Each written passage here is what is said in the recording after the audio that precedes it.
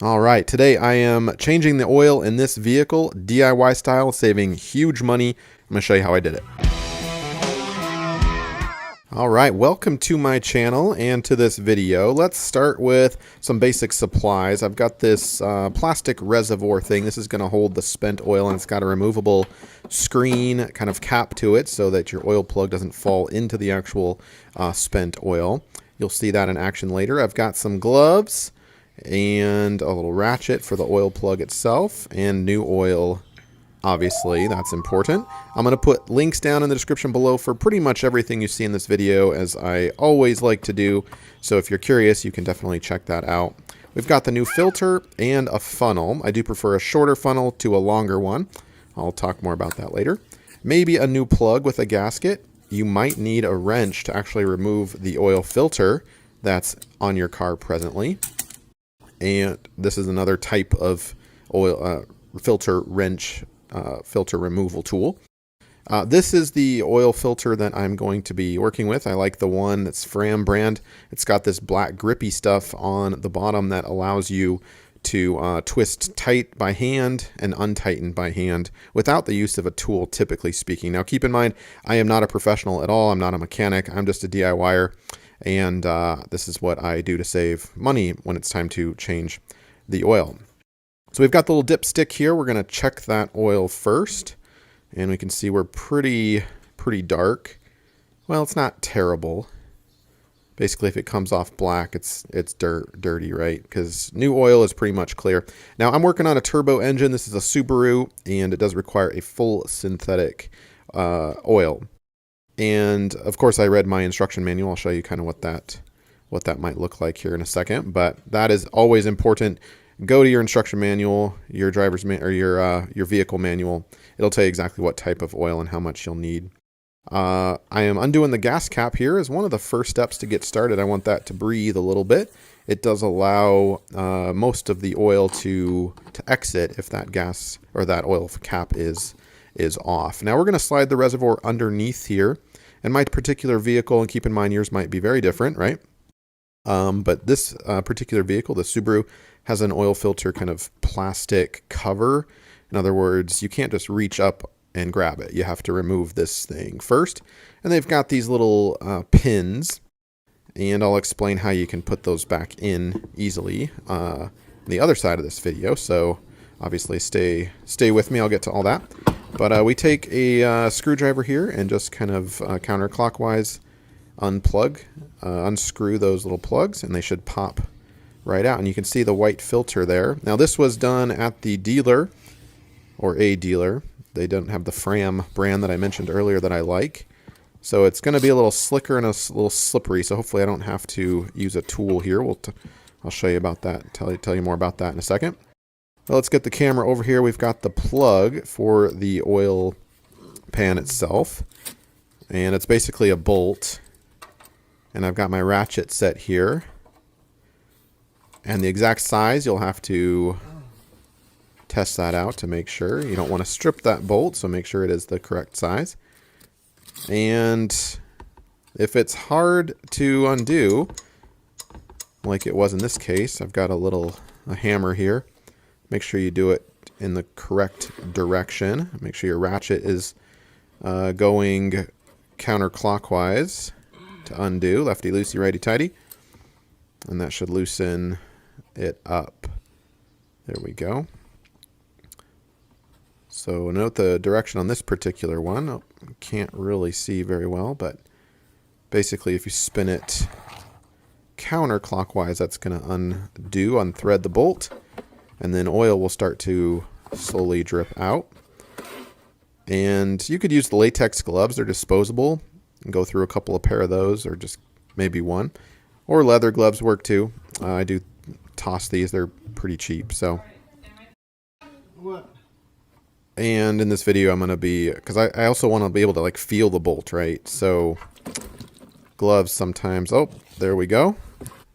Bit of a hot mess, but that's why you got your oil, your reservoir, right, to catch that spent oil. So Once you undo that plug, that's it. That's the only thing keeping all that oil in your vehicle. And you can just let that plug fall because that screen will catch it. Let's take a quick break. I've got a to-do list for you. First, make sure to subscribe, like, and share this video if you're finding it helpful.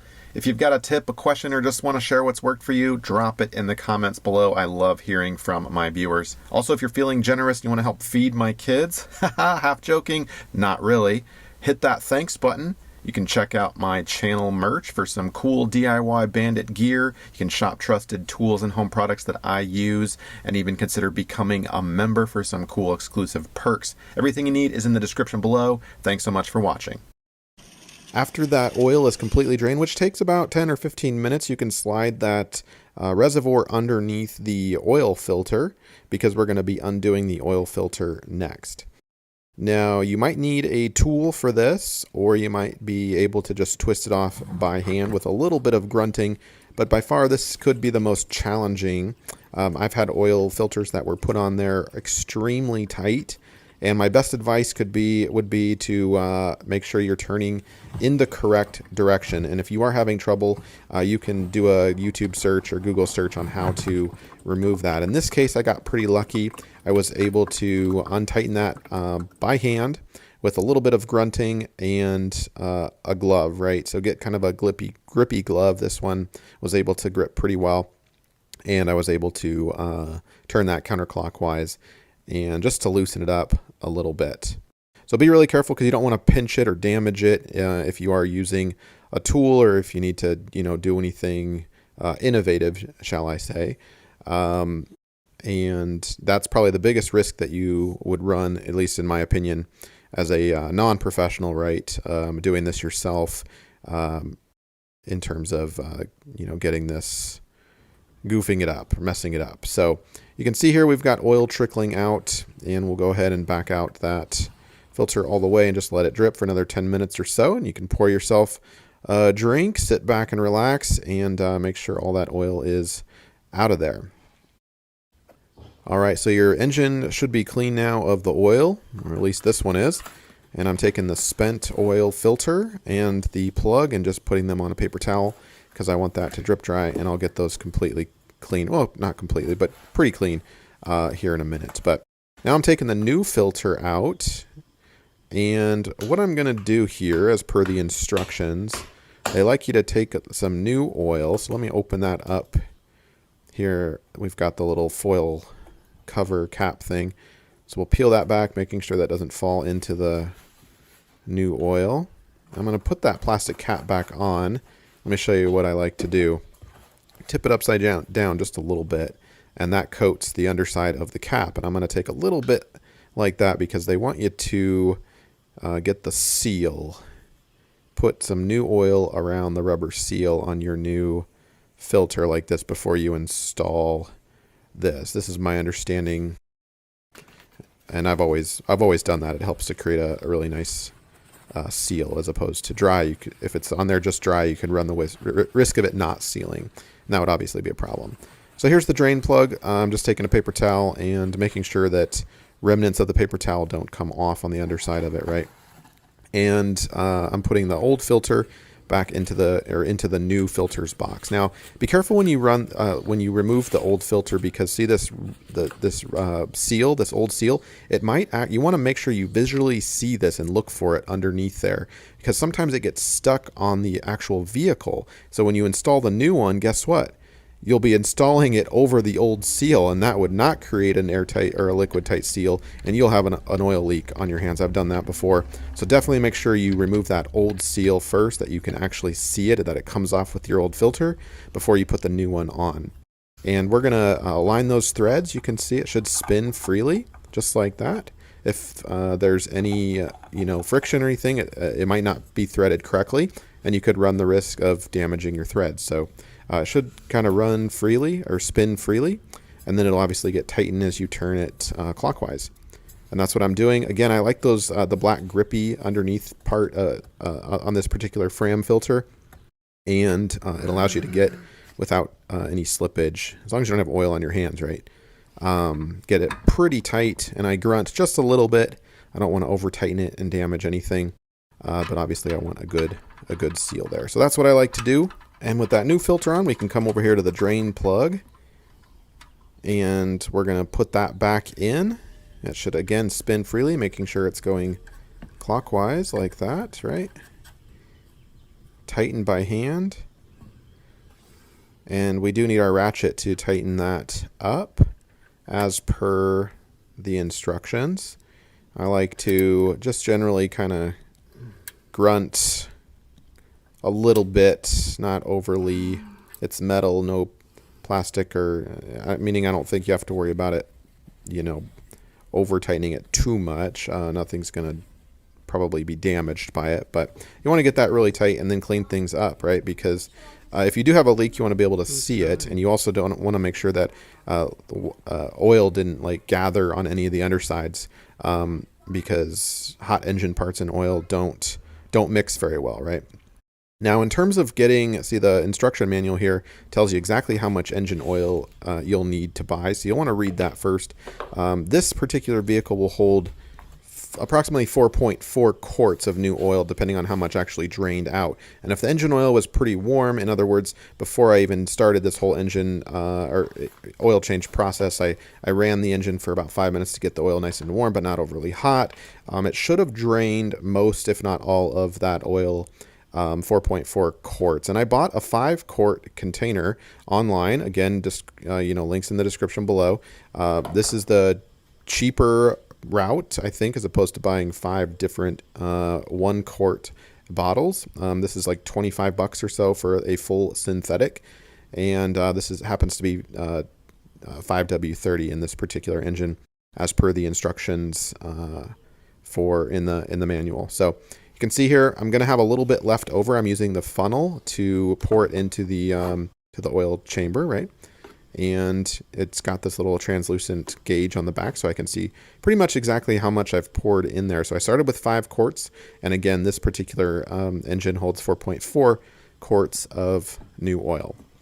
And my experience is that it's better to underfill it, because you can always add more, as opposed to overfilling it. So I'm going to use that gauge and make sure that I have done so, because again, I can always add more. And when we go to boot this, start the engine up, and then kill the engine and recheck it later, we're gonna test to see how much we actually put in there, to see what our gauge says, and we can add more if needed. So let's pull out the dipstick here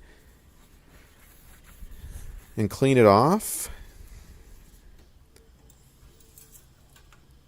and we'll pop it down there and see kind of where that put us. Kind of ballparked it. I've got just shy of 4.4 or so, and from that little dot, which is the low end, to the other dot on the right, which is the full end, you can see I'm a little full actually. When I start the engine up, I bet it's going to cycle through and drop that down a little bit. From the dot to the dot, it's about 1 quart actually, according to the instruction manual, so that's good to know in this particular vehicle. All right, so we'll test that out in just a minute, but what do we do with the rest of the oil? Well, I'm going to transfer it into really any bottle here is going to be fine. It kind of depends on if you can certainly save this new stuff for later, but we need to get rid of the old oil, the spent oil too, right? So what I like to do is transfer the new oil, what's left over, into a bottle, and label it accordingly, keep it out of reach of kids. You don't want anybody thinking it's a bottle of water, right? That would be terrible. And we'll just kind of set that aside, and we're going to add more to it in just a minute. But I'm going to take the funnel and use the new bottle to pour the old spent oil into. So very carefully, I am going to unscrew the cap, make sure it's out of the way, and we're going to pour that old oil into the new empty canister, just like that. And that's going to allow for easy transport, clean transport of the old stuff. You can't just throw this away, right? We are being responsible here and disposing of this properly, which means taking it to an oil change facility or a dealer so that you can just drop it off and they can dispose of that properly. So let's go ahead and get the vehicle started up now. I've got the filter on, I've got the plug on, and I've got the cap back on. And we are looking and listening for any splashing sounds. If we've got a bad seal on, if we didn't get that right, we should definitely have oil coming out. And also any drippage happening from the plug itself. And I'm just looking here. It looks pretty dry, especially that filter. We got most of the old oil cleaned up pretty well. The flash is going to make it look a little dirtier and wetter than it really is. It's just residue from the oil, because I don't need to like get soap and water under there and clean it up, but I just need to get most of it off. So we are dry and sealed pretty well. I'm going to kill the engine here, and we can come back, and I just let it run for like, I don't know, 2 or 3 minutes or so. And I'm going to come back and I'm going to check the dipstick to see what that did. So let me clean that off, and that should have cycled the oil through the system a little bit.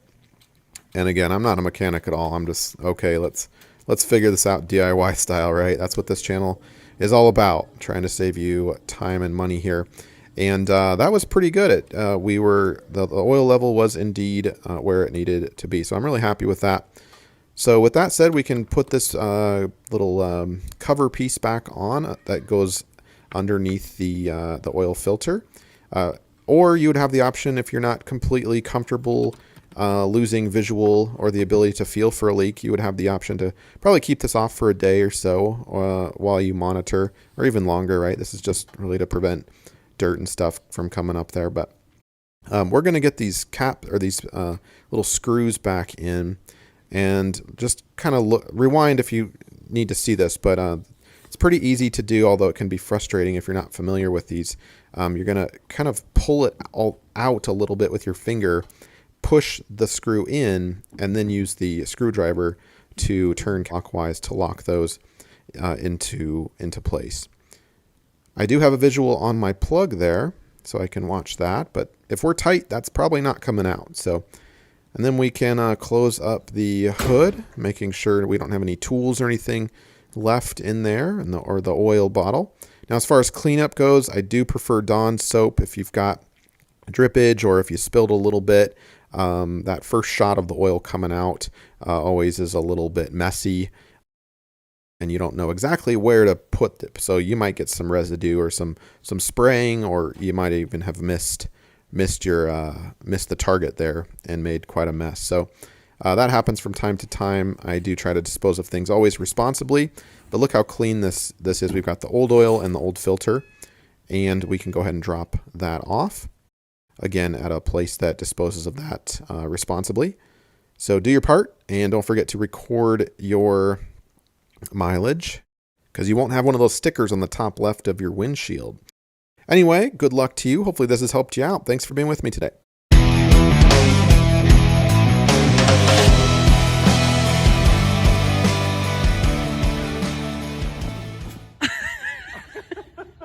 Are you okay? Look, come over here. Come on.